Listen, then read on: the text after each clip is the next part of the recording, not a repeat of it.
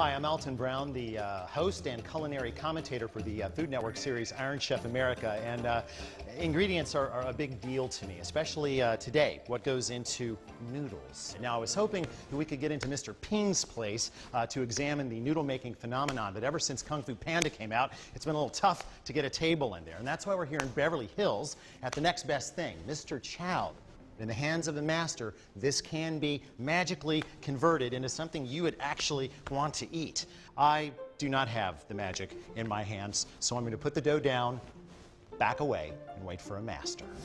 Here comes Danny Yip, the executive pasta chef at Mr. Chow. Now just watch what he does with this, because this may be the best culinary magic trick you've ever seen. It's just a rope of dough, right? Being stretched and kind of tossed around. Nothing magical about that. Well, just you wait a minute.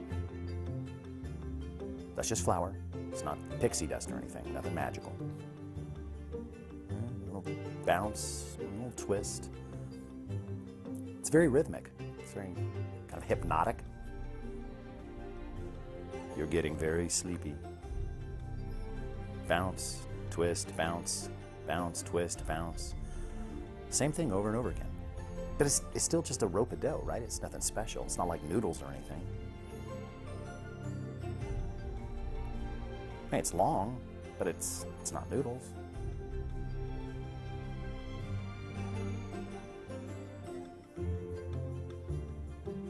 He picks it up again. All right. Okay. So, all right. So he's now making noodles, right? So there's like what, 8? So that means that this time there should be 16, or would it be 8 squared? 8 times? I don't know. A little stretch, a little fold. Now look at that. Now that looks like hundreds of noodles. Huh? How does it do that? Little flour. Yeah. Abracadabra. Nice trick. Okay, let's take a little closer look at what Mr. Yip is doing and try to figure out what's really going on here.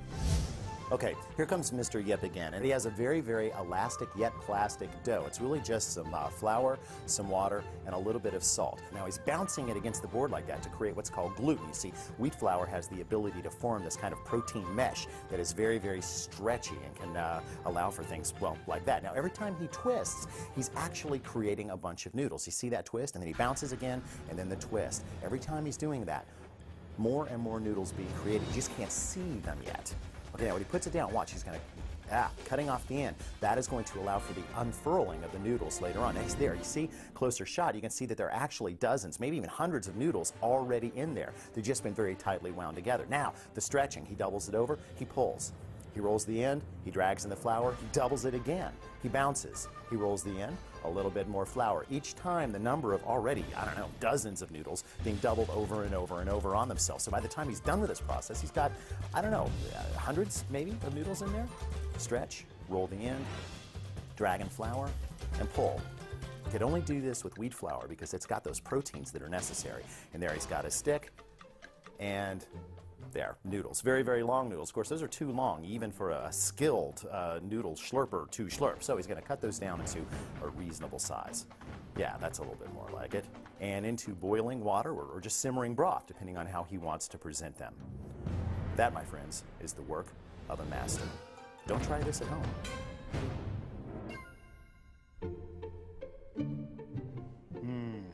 It's like a magic trick.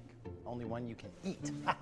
Now, a few pointers on eating your noodles. Keep in mind that they are a symbol of longevity, so you don't want to cut them up with a knife, okay? That would be bad luck. Another thing, I don't care what your mom taught you, it's okay to pick up the plate or the bowl while you eat. And as for slurping, well, it would just be plain rude not to. Now, if you'll excuse me, I'd like to have my lunch. I'll have my lunch, okay?